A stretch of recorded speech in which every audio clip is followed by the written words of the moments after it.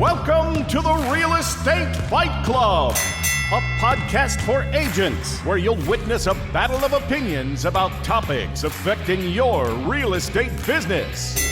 Now, always in your corner, here are your hosts, Jen Mertland and Monica Weekly.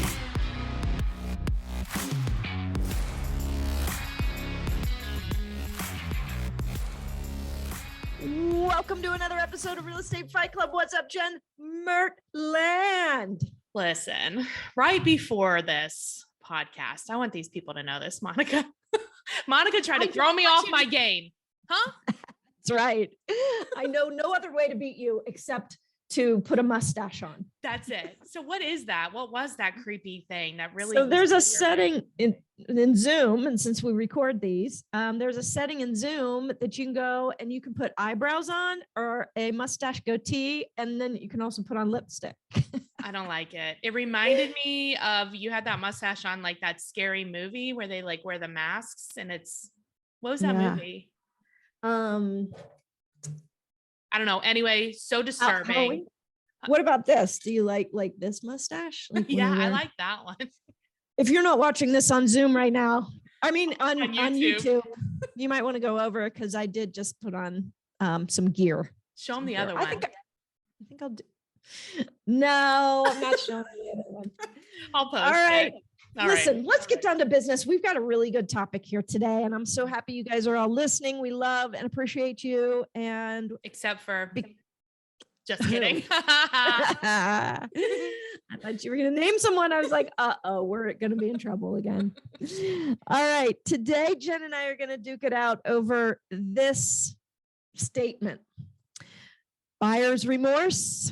Now what? No, that's a question. Buyer's remorse. Now what? On Grammar 101, we're going to discuss punctuation. This is a question mark. This is easy. Do listings. Okay, listen. Yep. I'm here. I hear you. We're not here to talk about what do you do next. We're here to talk about what do you do in the moment. You regret that you took on a buyer and that you need to be focusing on listings. I'm just kidding. I know you are. This is a major problem right now. We've got a lot of buyer's remorse happening because buyers are made to make decisions so quickly, big decisions so quickly. It's too much. Sometimes it's only like 5 or 10 minutes. You're in the house. Sometimes there's other people in there. You can't really see stuff. Like you just they're feeling like overwhelmed. But I think truly this begins before you show houses, right? This is during the buyer consultation. And when you sign the buyer agreement, where they have asked you and committed to you working for them, they have agreed to that. You start there and say, hey, look, you're going to freak out in this process. It'll be the longest 60 days of your life or whatever it is, right? And you're going to freak out so that when they do freak out, be like, remember when we talked about you freaking out. Welcome to your freak out. I know you hate it, but you just set expectations. Boo, I hate that word. God. Yeah. Okay, but the new word is future pace. You're going to future pace with your buyers. What? Future pace sounds like the Jetsons. Future pace. Sounds like you're going fast. You're going to go through all the emotions all at once. You're going to think you made the wrong decision. You're going to cry. You're going to laugh. You're going to pull your hair out. Hey there, you liking this video? Go ahead and hit subscribe so you get all the latest videos. All that will happen in 5 minutes. Like you're going to feel all the feels, all of them. Yeah. I think it's a really good idea that we talk to the buyers ahead of time about what's likely. And so that when it happens, we can say, remember, we talked about this. This is very normal. Where you are is very normal. Did you just say that I was right? I couldn't hear you. I think we're breaking up. I'm sorry. What was it? I got a bad connection. Okay. But really now, sure. Would have been a good idea, but I didn't do that. And now my buyer is calling me in tears because they don't know if this is their house and they're knee deep. They paid for a $550 inspection. They have $3,000 on the line. New phone. Who it is? I'm just kidding. I'm like, what do you do? Oh my God, you're stressing me out today. You're stressing me out. Okay, but let's play this out. Ring, ring. I'm your client that's freaking out. I've just told you I'm freaking out. Now, what do you say? I'd say Monica. Well, it depends on who you are. I'd say Monica. I hear you. You're upset. You're afraid you made a bad decision. Is that right? No, I know we made a bad decision. Monica. I want out. Take a deep breath. I want out. Okay. Now, you're living in your parents' basement, right? Yes. I don't know. I mean, right. You go basically what I'm trying to say is like, you go back to their motivation. You speak calmly. Like, this is your job. I've seen so many agents get in their own way, but it can be easy and it is your job. But in order to take them back to their motivation, you have to know it. And you know where you find out? The buyer consult. Oh Lord, here we are again. Back to the buyer consult. Sorry, it's true. I don't know. You tell me. What do you say? I agree with the calm voice of reason. Remember, this is why you hired me. I'm this person for you. I'm supposed to be helping you through this. Yeah. I think the only bit of advice I'd give is before I would say, now hold on, let's slow things down. I think you take the first barrier down, because if they're trying to tell you they want out and you are pushing back on that, you're going to create a sense of resistance. Like, okay, resistance. So the first thing I say is, listen, we can 100% get out of this contract. Like, sure, no problem. Like, you got to let them know you're good with that. Yeah. That lowers down their resistance. And then you say, now let's talk through this. But yes, if this is what you decide at the end of this conversation, not or tomorrow, a problem. We're going to do it. I will lead you there. You got to say that to them. Otherwise you're against them. Right. No, I agree with you. You got to be on the same side of the table, and you have to know your client, right? So some people, this can be over the phone. Some people it's like, let's talk in the morning. Some people it's like, let's go grab a drink. You know what I mean? Like, it can be like, you have to know them well enough to know what's going to help. I mean, we were helping an agent, and while she was on vacation, and that was her mistake, but we had to go. Letting you help. Yes. Oh, she knows who she is. We'll give her a shout out. Hey girl. Hey. Anyway, she had a client that did this exact same thing. And I was like, okay, I did exactly like what you said. Like, okay, it's not a problem, but like, let's take a look at our options here. Like, I know that this sucks, right? Like, duh, we've been talking about it. Like, this sucks, but like, you have to decide really what it is. What do you want? Let's go through it. And it's like, you go through the options, and then it's like, okay, now you're the only one that knows what's best for you. What do you, and what's best for your family? So like, what do you want to do? And if you need to sleep on it, that's cool. Like, let's talk in the morning. She was like, okay. Yeah. And then the next day she was fine. A miracle. Because sleeping on it. It's emotional. Yeah. Like stepping away from it. And then look, and to your point, you really, as the agent, really, really, really have to be okay if they want to get out of it. Yes. You have got to be okay. Yeah, but I don't want to smell your commission breath all the way from Ohio. You know what I mean? Correct. Yep. Unattached to the outcome. And I've used that phrase a lot with clients. I said not outcome, but I am unattached to your decision. I'm just here to execute on it and support you. But I also know this, and all the things that we learned during the consultation, you bring that back. Like you said, I know that, you don't want to live in your parents' basement anymore. I know this. I know this. I know one time you talked about, and I think this is a funny idea. You talked about like an emotional bingo. Yeah. Right. We should play it with clients. Give them a card. Here are all the emotions you're going to go through. Check them off. If you get them in a line, I will be giving you a $25 gift card to Starbucks. Bingo. I like it.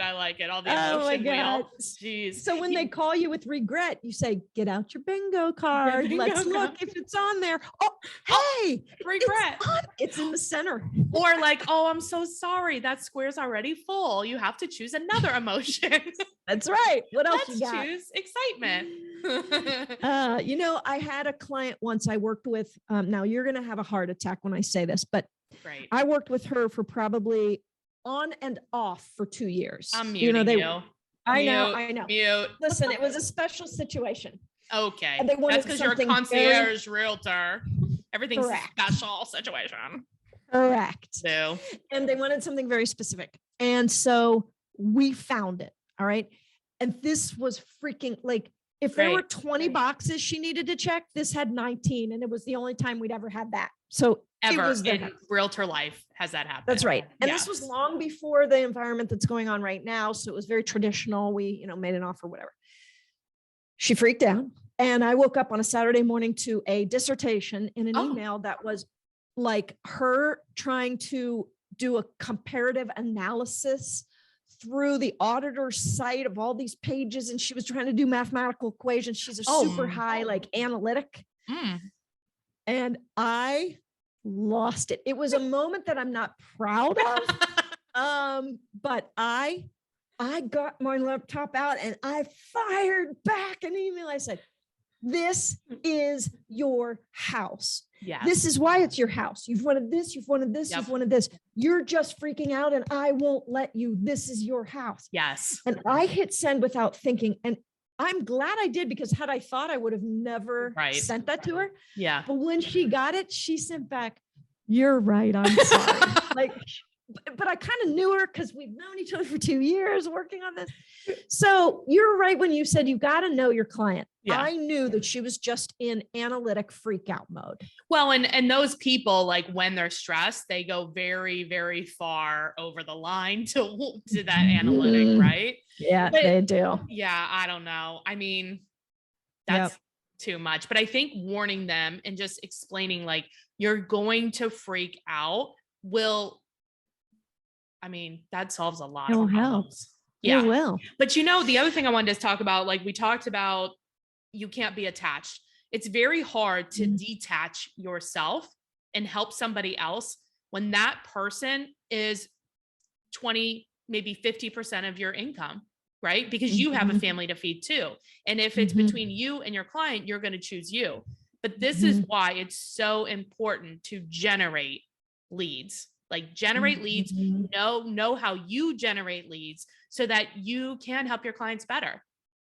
100%. I love this, because if you had a pipeline of 10 pendings and some listings coming up and one of them was falling through, would you feel differently than if that was your only freaking You would react differently and your words would be different, right? You're like, 100%. No problem. And people know when you're lying to them, and maybe if you're not like really lying, they know when you really are sincere and mean it. Right.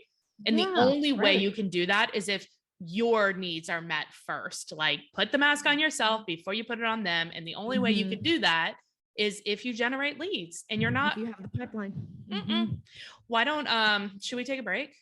Yeah, let's do for a second. And I think when we come back, well, let's hear from our favorite partners, of course, but when we come back, let's talk about what happens if it's after they buy the house. That's easy. New phone. Who dis? New phone. Who dis? Hi guys, Monica Weekly here. You know how you're supposed to post about real estate every single day on Facebook? Yes, you do.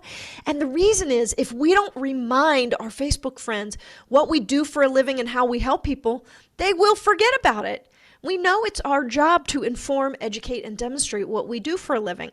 Well, I'm coaching agents all around the country, and they understand that, but they're not doing it. And I ask them, why aren't you doing it? Probably just like you. And they said, Monica, we don't know what to post. Can we just borrow your stuff? Because I love creating Facebook posts. And these can often be used over on Instagram as well. So I said yes, and people were borrowing my stuff. So I created finally a product that you can sign up for free. It is free, guys. There is no reason for you not to sign up for this. It's ghostposter.com, GHOSTPOSTR, no E in there, just TR.com. And what you're going to get is you're going to get a Facebook posting idea to your email every single day. So not only do you have this great idea, but you've been reminded, oh yeah, I need to post. And that's Monday through Friday. And if you don't love the post or you think, gosh, I'd like something else, well, you're also going to get access to a library of over 600 different posts for you to choose from by category. You're going to love it. Go sign up, ghostposter.com. Don't waste a minute. And then be sure to join the private Facebook group. All right, I'll see you in there. Welcome back. Let's get back to the battle inside of the ring. And we'll close it out with our final round. But Jen, you had a question before we went to our sponsors. Yeah, partners. but first I want to just remind everybody that Monica said that I was right about a minute and a half in. Well, even a blind squirrel. Oh, Lord. Corn every once in a while. Is that the expression? Squirrels? Even a blind squirrel finds a nut? I don't know. Oh my God. What is it? We just went and laughed again. Let's calm down. Calm down. It is that. That is It's blind mice find cheese. I have never heard that in my life. It's a blind squirrel finds a nut or finds an acorn. Please go to Real Estate Fight Club podcast on either YouTube, Instagram, or Facebook. And are you Team Monica, which is squirrels and acorns and nuts? Or are you Team Martland, which is mice and cheese? Please vote now. Okay, Monica. So now they've closed on the house. They have buyer's remorse. What do you do? I am going to just offer up listening, I suppose, because there's nothing to do about it. Like we used to do, like, if something happened, like within, I forget how long it was. I want to say it was like, it might even have been a year. Like a rescission? Yeah, like they actually hated it. And it wasn't, they didn't like get moved, or like only if they like, we would resell it, but we would only charge like the buyer agent commission. We wouldn't charge a commission. You would offer this if somebody moved in, didn't like it, you'd say, all right, we'll sell it for free, basically just the 3% to the other side. Pretty much, yeah. Why should you have to? Now, this sounds like something I would do, and you would call me super stupid. Yeah, well, nobody ever.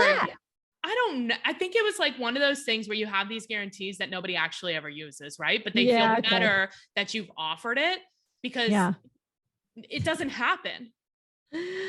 I say, so sorry, Charlie. I mean, out of luck. You don't you say own that. It. You own it. You bought it. Well, look, so there have been times I remember working with this client, and like, you have those clients where you're like, dude, you should not buy a house, right? Like you are not prepared to take care of a house. And they just like, they are not listening. And you're like, okay, I mean, what are you going to do? Like, okay. Right. So like literally within that first week, he must call me 14 times. Like, this is happening. What do I do? This is happening. What do I do? I'm like, okay, take a breath. You have a warranty. I am your realtor. I do not fix things. You have a warranty company. You need to call them. You have insurance. You need to call them. You need to, you know what I mean? Like, right. If you are unclear about what those people do, you need to ask them, what do I do? How do I call you? But let me tell you, it's not me. I think I would have generated my next lead right there. I've been like, you know what? Let's sell it. No, let's just sell it. I was pretty tapped out. You didn't want to deal with this person again? No. Oh man. I honestly, at the time of this recording, I'm 19 years in or so, almost 20 years. I've never had somebody call with regret after the sale. Really? Maybe they didn't call me, but I'm saying didn't tell you. Maybe. I've never had the call though. I imagine that you attract clients that are also similar to you, which means they would be upset if they hurt your feelings, and they would think that would hurt your feelings. Maybe. I don't know. I did have somebody back out just actually in the last month of a contract due to freaking out. Yeah. And they gave up their earnest money because, guys, that's the other thing is you have to guide them through the consequences. Not only is it the terms of the contract with giving up the earnest money, but you have to, they had to understand, I had to explain to them that you are subject to being exposed for damages, and damages includes if they have to take less money, if they lose their deposit on their new house, like you're opening yourself up because you're in a contract right now. Well, and see, we do a version of that, but we shorten it. We say, you're in a contract, you should call your attorney. Ooh, and then they stop. Them. Yep. Yes. Because when they call their attorney's like, this is dumb. You're in a contract. Right. Too bad. Don't screw it up. And then I let the attorney do the thing. So like, hey, I'm not an attorney. I'm your realtor. You said you wanted. I think that's really good advice. Like, okay, since you're in a contract, you probably should consult an attorney before. Yeah, that's the fact. Actually, we are not attorneys. Yeah. Right. That's right. Oh my God. That's great. 2 times one podcast. We're done. Goodbye. No. This is a win. Yeah. Click. Good night. All right, guys, I think that's going to have to be the end of today's battle. I can only say you're right so many times. All the times. We're turning a corner, Monica. No, this will be it for 2022. Trust me. If you've enjoyed this episode, please do us a favor and share it. Go to our Facebook podcast page, which is Real Estate Fight Club Podcast. Go to Instagram, Real Estate Fight Club Podcast. Go to YouTube. All the places. And subscribe and share it. We really appreciate you doing that. And please leave a 5-star review wherever you're listening to this podcast. That would be really helpful to us. And if you're interested in partnering with me and Monica, we are always looking for great partners. Feel free to give me a call. Yes. 513-400-1691. And if you just prefer to talk to Monica and not me, just text Monica to that. Yes. Anytime. Anytime. All right. Don't be scared. All right. Bye, Monica. See you next time.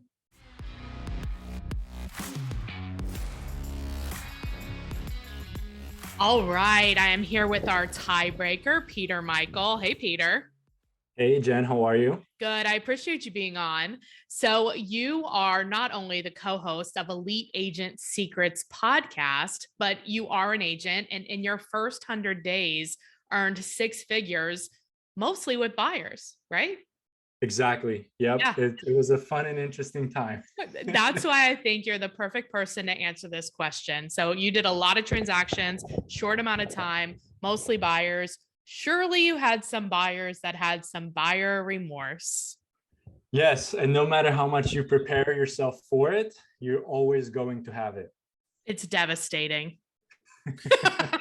How do you like navigate it? Like, what do you do when they're like, because they're inevitably going to freak out, right? Like it's one of the steps, like it's happening. So what do you do? So I actually start before the buyer's remorse kicks in, right? Yeah. And no matter how much you prepare them for it, like I tell them like, hey, things are going to move rather quickly. When you get in your car and you're trying to get to your destination, you can't see the whole road. You only see it, 100 feet, 150 feet in front of you. Right.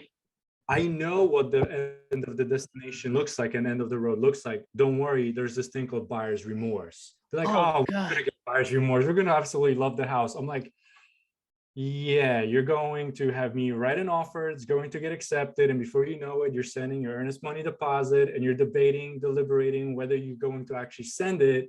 So let's talk about it now. So one of the things that I like talking about is what they're going to feel, what it's going to look like, what are the early signs, and for them to make sure that they pick up the phone and call me. I don't want to be missing the deposit, right? So are you saying this like during the buyer consultation? I am. I'm literally saying this like, hey, here's step 1. Here's what's going to happen. Here's step 2. Oh, and by the way, after we put a contract in, you may get a little bit of buyer remorse. They're like, oh, what's that? Well, that's when your guilt kicks in and you just realize you're about to spend $400,000 or $500,000 and buy one of the biggest assets or liabilities, if not done right, in your life. But don't worry, I've been there. I've dealt with this. We're going to do this together. Just pick up the phone and call me. I like that idea of like addressing it, right? Because then I feel like by you saying that, it kind of like lessens, because when it happens to them, like, do they remember like, oh yeah, Peter Michael said that was going to happen to me? Absolutely. And I always like to have the spouses or whoever's going to be involved in the buying process all at the same time with me on that call, because they're going to also hold each other accountable. So that would be like my tip number 2 is like hold the other person accountable and let them know that they're not going to be in it alone. Right. So then when one is having a buyer's remorse, the other one's still excited, it kind of offsets that whole feeling. Right. Only talk to the one that's excited. Completely ignore no, I'm just kidding. That's my tip. Recipe for success on that one, right? Exactly. And how do you like, can you share with us some of the words that you're saying to like pull them through? Like you've already warned them, you gave them the signs, it happened, and now it's happening. How do you pull them through? Or, I mean, I'm sure there's been times when it's like, okay, well, I mean, we'll just cancel, right? Like, I don't know. I haven't had that happen yet. I've come very, very close to it, but it also comes down to me knowing my clients, right? Or if you're working with somebody, knowing the person, are they more logical Are they more emotional? And which side do you need to appeal to more? That's a good, yeah. And you find that out through the process, but also in the buyer consultation. Absolutely. Actually, something we fight about the most, and I'm trying to, I feel like you're on my side on this, but I want to find out. Do you do a buyer agency agreement? 9 out of 10 times. Peter! 9 out of 10 times I do. Oh, you do? You waited so long. My heart stopped. I do. I almost had remorse asking you. No, and I also feel it out because I look at the buyer agency agreement as a way to protect our income, but also another micro commitment in the process from whoever we're working with to make sure that we are allocating the time that is required and that we have the buy-in from the other side. Because there's no doubt we have the buy-in, right? This is how we earn a living. Right. So if we don't have the buyer agency agreement, we run into the risk of being essentially cheated on. Yep. But the way I look at this is when I approach my buyer consultations, I say, hey, listen, I'm not going to be just your agent. Just your agent was probably the guy down the street that you fired. I'm looking to be your real estate advisor and specialist. You're in a driver's seat. I'm going to be your co-pilot. I'm going to tell you the good and the bad and the things that are going to try to come and knock us off our, our focus. Right. Buyer agreement is part of that because it allows us to build the relationship and understand that you have the buy-in from me, I have the buy-in from you, you have my undivided attention from me and my team. Right. So it's not fair if I skip this out. And I do BAAs for friends, family, everyone, and strangers, everyone. No exceptions to that rule. I love it. So it just depends on when I get it. It's like, I'm not going to be like, oh, by the way, here's buyer's agreement, like right out the gate. Yeah. I want to see if the client's the right fit for me. If I have to go and I meet them at the property, first of all, they're already pre-approved. I'm meeting them at the property. So that's like my first buy-in. I say, hey, listen, for our file to be compliant or, because my brokerage requires it or whatever excuse you need to make up to get it, to feel comfortable, do it and use it, but ultimately get that buy-in because you'll be able to gauge where the person is and how serious. Exactly. So, okay. Any final thoughts on buyer's remorse or any like tidbits that you've learned to help get people through that without us, the agents getting having our emotions kind of out of control with theirs? Absolutely. Is setting I don't know if equilibrium line would be the right word, but like a base level of what the expectations are. Because if you know what the base level of expectations are, like for example, because I set the expectations for my clients and I tell them what the next step is. So I say, hey, listen, you're going to go ahead, sign the contract. I'm going to submit it. It's going to be probably 24 to 48 hours before your buyer's remorse kicks in. And that's probably about 24 hours before the deposit is due. Right. I don't want you to wait that long. Let's get the deposit done and over with. You love this property. And I build that emotional, support. Say, call me.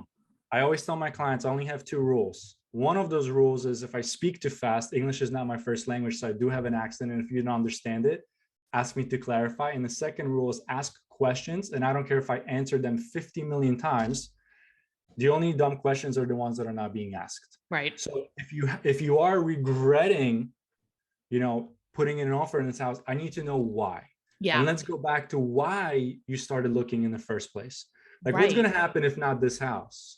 Right. If we were blessed as a buyer in this market to get a property that was accepted. And I know, well, that's true. Yeah. We do not want to be going through this emotional roller coaster and frustration again, do we? No. Great. But what does your life look like if we don't proceed with this house? I feel like you had a sales background before you became a real estate agent. Okay. Does it show? Yes. Because there's a lot of agents that don't, right? You are a type of person, you're not afraid to ask the tough questions. And it doesn't sound like you don't have commission breath, right? But for most agents, they're doing 5 or 10 deals a year. So if you're only doing 5 deals a year, this client, this person, your friend represents 20% of your annual income. Very difficult not to be emotionally attached to that. Yes. So what can you offer by way of getting people over the hurdle and going ahead and pushing through and asking the questions like you're asking. Like, what are we going to do if we don't get this house? Why did we buy this house in the first place? Like, you're not afraid that they're going to fire you. No. But a lot of agents are. But I'll tell you why I'm not afraid, Jen, is because I don't come from the place, like you said, commission breath. Even though stuff may be hard, circumstances, we may be down on our luck, right? Maybe we just had 4 deals pass through. Yeah. But I come from a different place. I come from the contribution and the value place. So I know that if I'm going to push and force this agent, it's not a matter of if this transaction falls apart, it's a matter of when. Yeah. Oh, right. Yeah, So if I sacrifice just this one transaction because it's in my best interest and I forgot the best interest of my clients, then what happens after that? Right. Like, a lot of agents rely on referrals. Yeah. Okay. If you don't do right by your client, are you going to get referrals? Nope. Not. Right. So I'm always playing the long-term game.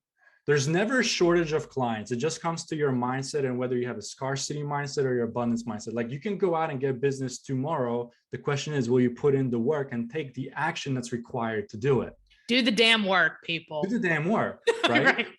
So for any new agent that's listening, or like you're saying, the ones that represent 20%, first of all, your business is messed up. If one client represents 20% of your annual income, we have to have a chat. You better listen to this podcast, okay? Because something is terribly wrong. Because one client should not be that much of a significant portion of your annual income, unless you're in the $1 million luxury listings.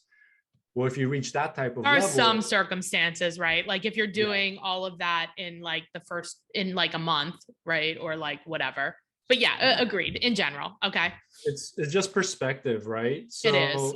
So I ultimately look at it as when I come from the right place, things are going to fall in line because I'm putting in the work and I'm building like I would be building a house with a strong foundation.